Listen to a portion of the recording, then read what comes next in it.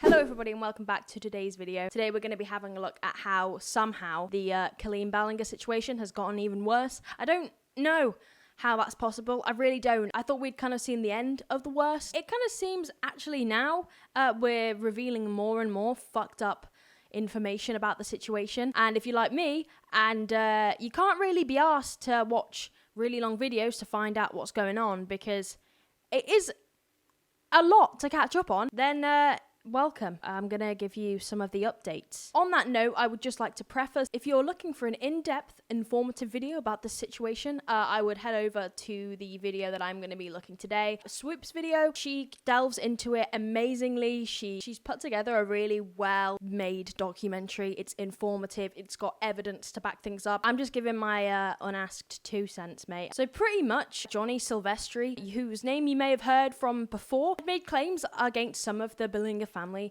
way back when all this drama was happening. We'll look at some of the video, shall we? Johnny's actions do not invalidate them, but his actions hurt them, and it breaks my heart. And on top of that, according to testimony provided by Adam, Johnny Silvestri, from what we've seen, has knowingly tried to manipulate multiple content creators like H3, Ethan and Ela, and Olivia, Lily, and Jesse, and me. As you can see, this drama does go pretty deep. Now, I myself, I'm still learning about the situation. I don't know the ins and outs, but from what it seems, Johnny was being interviewed as part of Swoop's documentary, and it wasn't until partway through making it that it was revealed that pretty much Johnny Silvestri is a big fat stinking liar and a lot more similar to Colleen than he would probably like to admit. Swoop does go on to show a lot of evidence, which I'll briefly kind of show you guys, about how claims that Colleen's ex-husband, Josh, also groomed him. One of the major fucked up things Johnny has done as a result of all this is try and make out his supposed trauma to be a lot worse than everybody else's. Johnny made claims that Josh, Colleen's ex-husband, was grooming him. He spoke about how he had a very tight relationship with Josh. They messaged a lot. Josh showed these messages, and I think over a span of a few years, Josh had replied roughly 3 times. And even those replies were to very vague, non-personal questions. Why manipulate me to where I now have to talk about this because he knows that I will not lie for him?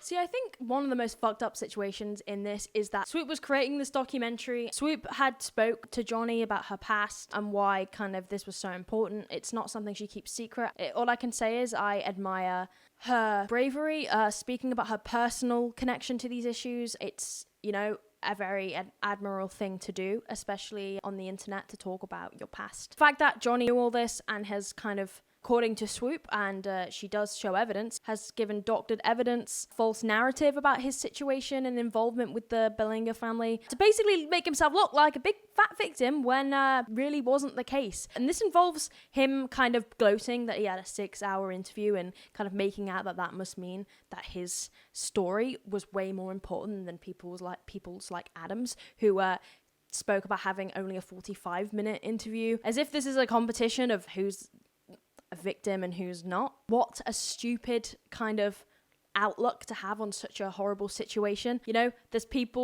children that have been groomed, there's people that have been abused, and we've got people like Johnny trying to one-up the situation. I think I also remember Adam saying that he does that in a lot of senses, so what a fucking little weirdo. Such an odd situation to have to even talk about, and the fact that Swoop's documentary wasn't even meant to be, from what I can tell, like heading in this direction is just even more sad because she was dragged into it, and obviously, like she said, she's not gonna lie on his behalf, especially not to do with shit like this. Which leads me to the final shocking revelation I needed to address before breaking down just how utterly disturbing Johnny Silvestri's web of lies appears to be. It's the part where I became a part of this story. Johnny Silvestri has been trying to weaponize my 6-hour interview with him that's on the record. He's doing this in private to other victims of this story as proof that his story is, and I'm not making this up, more important than the other victims of Colleen Ballinger's story. Source, Adam McIntyre.